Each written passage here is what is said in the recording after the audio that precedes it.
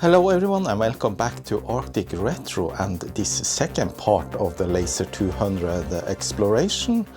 And in today's video I'm gonna take a look at the floppy drive and the printer plotter.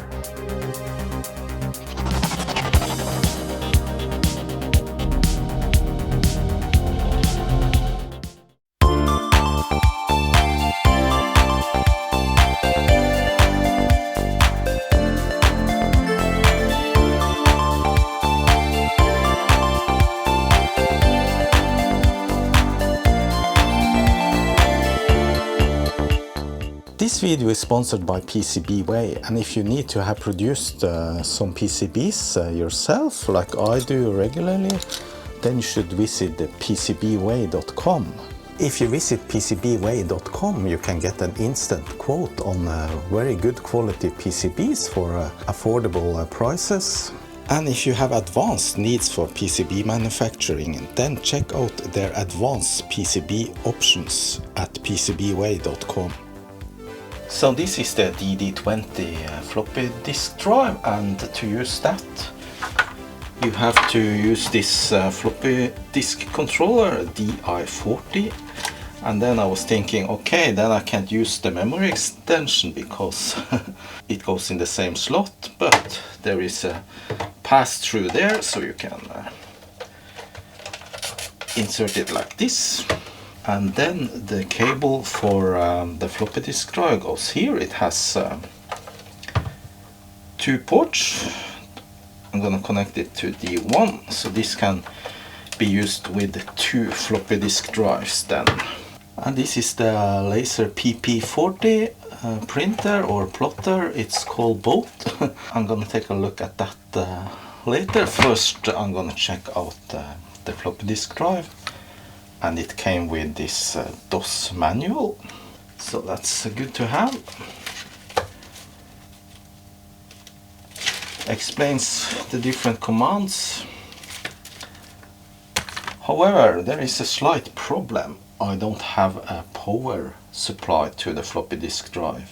It uses a 5-pin DIN connector here, and I need to find out what kind of voltages it takes and see if I can make something up.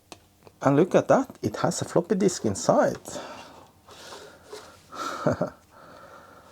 No label, or it has worn out, probably just to protect the head. Unfortunately, I cannot find any information online about the power supply for this and the pinout and what voltages it uses, so I'm gonna try and open it up and see if we can figure that out by looking at the PCB. Alright, that's the inside. Has a massive metal shield here connected to ground. So let me locate the power contact. It's there. So it has only 3 wires going to it, and yeah, 1 on each side, and the 3 on top are soldered together, so I assume those are ground. So then it takes 2 voltages. Gonna check where the orange and blue wire goes, and we'll see if we can see anything, a voltage regulator or anything like that. And as expected, these drives look very clean inside. I can't see no dust or anything. So looking at the PCB, there's a few strange things here. You can see resistors are soldered onto components directly, and this thin bodge wire here. This long resistor lead goes on this pin here. And there's a diode, 2 diodes connected together in the air. And look at this contraption here. So the wires goes on the back of the PCB, so I have to unscrew it and take it loose to see.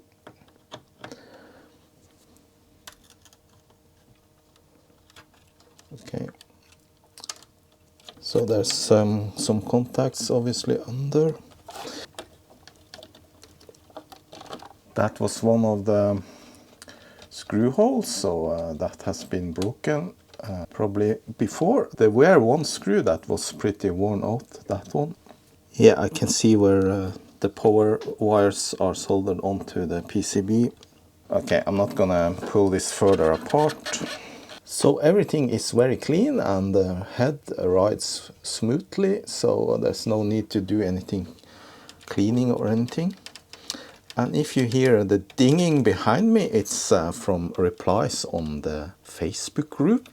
And they have already answered my question, what kind of voltages and the pinouts for the contact. So it's +5 and +12 volts. So now I need to find a way to make a power supply or an adapter from, let's say I have a power supply for a 1541-2 floppy drive.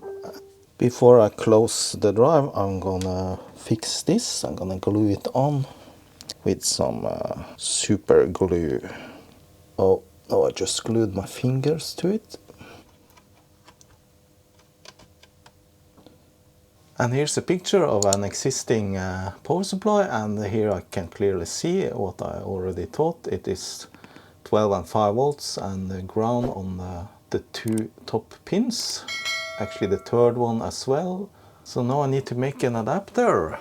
So I asked on this Facebook group, VTech 200, VTech 300, Laser 200, Laser 310 fans group, and they immediately answered, so they are very helpful in there. So this power supply is for a Commodore floppy disk drive, and it has 5 and 12 volts out. And it even has a DIN connector with 4 pins, but this is not the same as goes into there, so it won't fit. However, I found this plug, and that's the correct one. So just need to make a little converter or adapter for this. So I searched through different bags of DIN connectors, but yeah, this is a 7-pin, but I can't find anything that fits onto this one here. So I'm gonna search a little bit more, see if I can figure out something. I suddenly remember that I have this Oceanic floppy disk drive, and that one has its own special power supply, and look at that, it is the same plug, and it's +5 and +12. Just need to make sure that the voltage is on the same pins, and it certainly looks like that. The ground is pin 2 and 4, but I'm gonna double check. So let's see now what we got. Ground on 2 and 3, and then, oh, it's always painful to try to measure these. So it's easier if you use something over the pins. Then you can just put the probes in like that. And that is 5 volt there and 12 volt there. Yes, and that is indeed the correct pins, so I can use that power supply then. Nice. Okay, I plugged it in, but nothing happened, no light or anything. So maybe it doesn't work after all. I'm gonna turn on the machine, see if that helps. Okay, yeah, all right. That was a little bit of banging. Okay, so you need to turn on the machine first. And look at that, no, it says DOS Basic V1. Okay, so now you can use the dir command. Let's try that. Ready. Do you have to list? Nope. So maybe that's an empty disk. Let's try and format it. And that is the init command. Okay. It is formatting. Don't know if you can hear it, but I hear the motor and the head is moving. So it went back and started over again. Is it a double-sided drive then? I'm not sure. Maybe it is formatting both sides then, because I heard it move back and start over again. Yeah, it finished.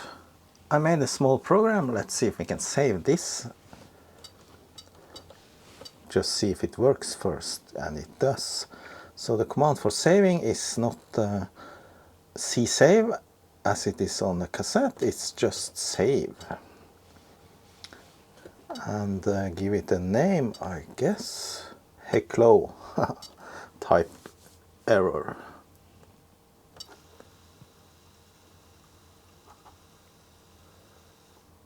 Okay, let's now try the dir. Haha, nice. Okay, so I'm gonna delete the program and see if it's gone, and then we're gonna load, and you can actually use the run command, run. Yeah. So this drive works perfectly. However, I don't have any floppy disks for it, so except for the one that was inside. So I'm thinking about how to copy some floppy disk images to it. Can it be done? So I was thinking, can I use the VTech drive for this? Unfortunately, I don't think so, because then I have to make a custom cable for it, and I'm not really sure if it is compatible and will work, so that will be perhaps a project in itself. But if it did work, then it should be possible to copy floppy disk images from this to this. So if any of you have done that before, connected a VTech drive up to a Laser 200 or another laser machine or VTech machine before, or if you know how to do it, then please comment below the video, and if you have any links or anything for information about that, I will be grateful. So this manual describes all the commands, and everything is very easy and non-complicated. So yeah, you can do binary save, you save a portion of the memory to the disk, load binary, brun, binary run.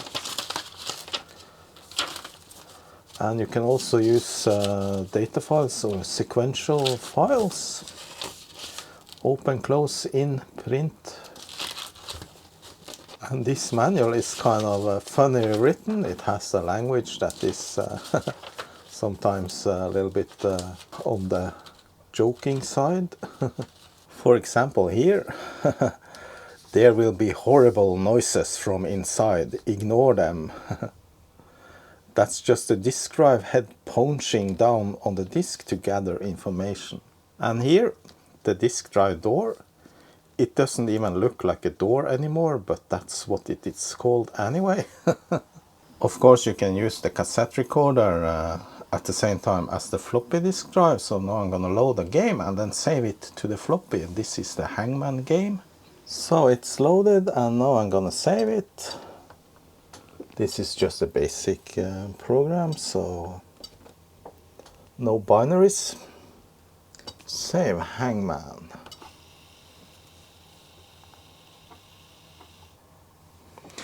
That was quick. I turned off the machine and I'm now gonna load. Not sure if you can use asterisks. Let's try H star. Nope.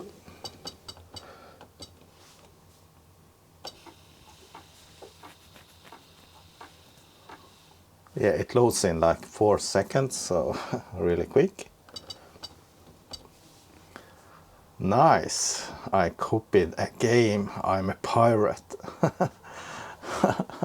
Except now it wants to load the rest from tape, so I need to modify the program if I want it to work with the floppy disk.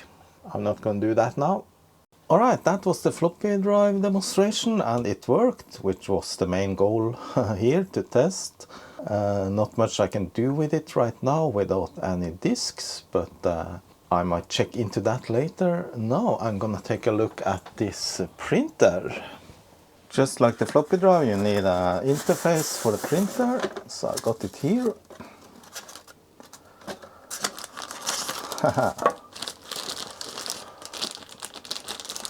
Looks almost like brand new. This is just amazing. So this goes where the joystick went, so you can use it in combination with the floppy disk drive and or the memory expansion, but not at the same time as the joysticks then, so you can't play and print at the same time. And it even has a paper. So the paper is just a roll on a metal bar, and yeah, it's been taped here for keeping it there. And it's using a 9-volt input, same as the cassette recorder. So what kind of printer is this? I'm not really sure. Yeah, it looks like those pens actually. You have these small pens. Same mechanism as the Sharp machine that I made a video about a while back. Small pens in different colors. And of course these can be dried out a long time ago, so I'm not really sure if this will print anything, we'll see. Here you can see the small pens, a red and a green, and they are on this printer head that turns around. Okay, let's turn it on and see. Okay, it's doing a little exercise.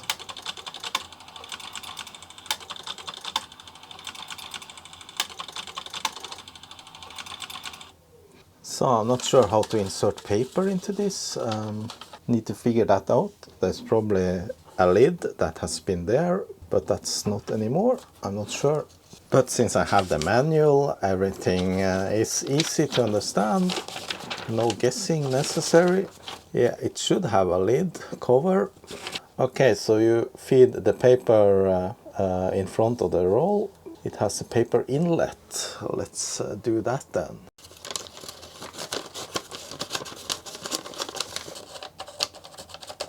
I think it's in, but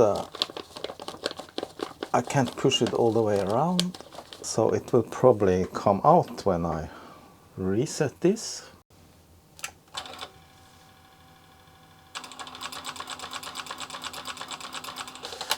Yeah, look at that.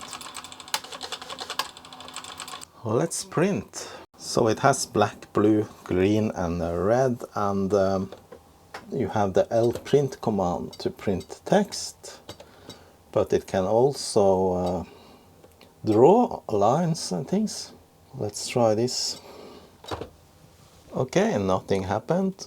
So there's buttons, color change, paper feed and pen change. No, it won't print anything, and the L print command just hangs. So obviously it can't print when I didn't connect the, the printer interface. Stupid.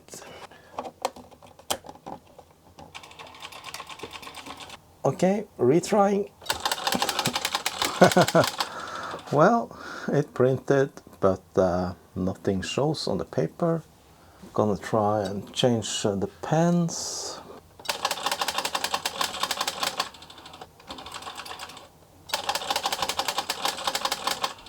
No, those pens are probably dry and can't be used. I'm gonna try the pen change and take them out and see if we can do anything with those.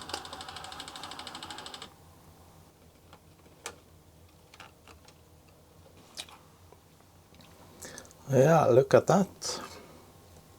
It actually seems to be a little bit corroded. Yeah, the pens are very corroded. None of them can draw anything. There's a little ball in the tip, so that's probably stuck, and yeah, cannot move anymore. Gonna try with some deoxide. See if that helps loosen them up. No, I tried with everything, deoxide, and trying to file a little bit with sandpaper, but I think these are completely dried out, cannot be used, so I'm just gonna put them back and Yeah, the printer is working. I'll see if I can find any replacements for these. But it might be hard to come by such old things. Okay, I think that's it for this video. The printer works, but the pens are dry, so not possible to print. And the floppy disk drive seems to be working just fine, so I'm really happy about that.